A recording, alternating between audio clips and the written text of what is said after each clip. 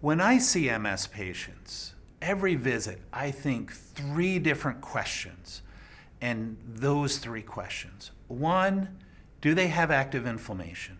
Is there a relapse going on? And in some patients, a lot of active inflammation on MRI that needs steroids. Is there active inflammation or is there not?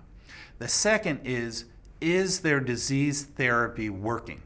Now that disease therapy may be no therapy, or it may be a therapy. And so I ask the question, is that therapy working and is the patient tolerating it?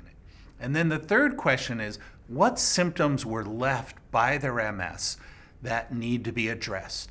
There are a lot of symptoms that MS leaves behind.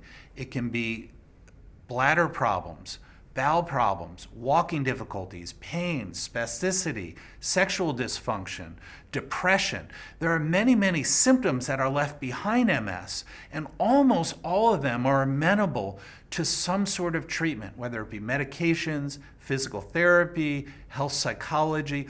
Almost all of these symptoms do have something that we can do to help patient be more comfortable.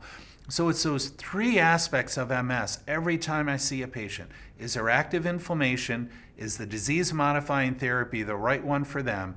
And what symptoms need to be addressed? We do educational programs so that all clinicians that are taking care of MS patients can use the full array of available therapies. We're trying to get away from the idea of becoming comfortable with one therapy and using that as your go-to therapy. We don't think that's optimal MS care. Having said that, MS care has gotten very complicated. There's increasing monitoring that need to be done, both for disease activity and for safety of the various agents. And there's complexity in the dosing and in the route of administration. This is why we have MS centers, and we happily partner with our colleagues in the community, understanding that we can provide a resource for them to make life easier. I'm always impressed at how knowledgeable the community neurologists are in treating MS. I'm impressed not because I don't think they should know it, but because they need to know what's going on in MS and Parkinson's disease and Alzheimer's disease and epilepsy and headaches. And so keeping up is difficult. So it's impressive to see. I think that, and I find this in my practice, that MS centers such as ours and others around the country serve as useful resources for the people in the communities, where we see people who live far away who are sent in by their referring physician.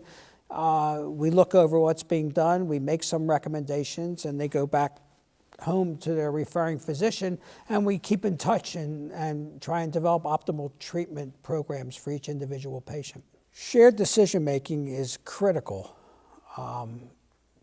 in the treatment paradigms for multiple sclerosis. The patient has to take the medication. If they're not on board with what you're doing, then they won't take it. And if they don't take it, they're not going to do well.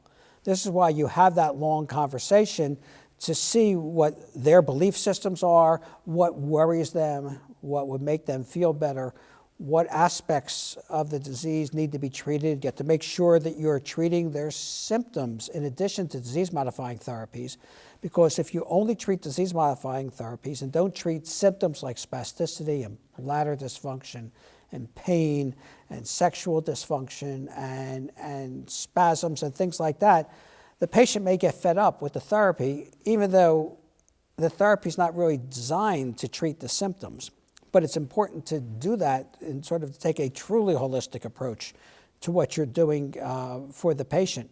And that will keep them on board, and then that will enhance adherence.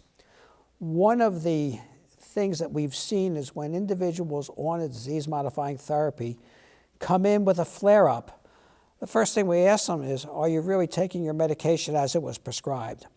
And very often, especially the case with the injectables, they'd say, well, no, I got tired of giving that injection 3 times a week. I cut down to once a week or something like that. So it's very important that you go through the educational needs for the different agents so that people do adhere to their therapy.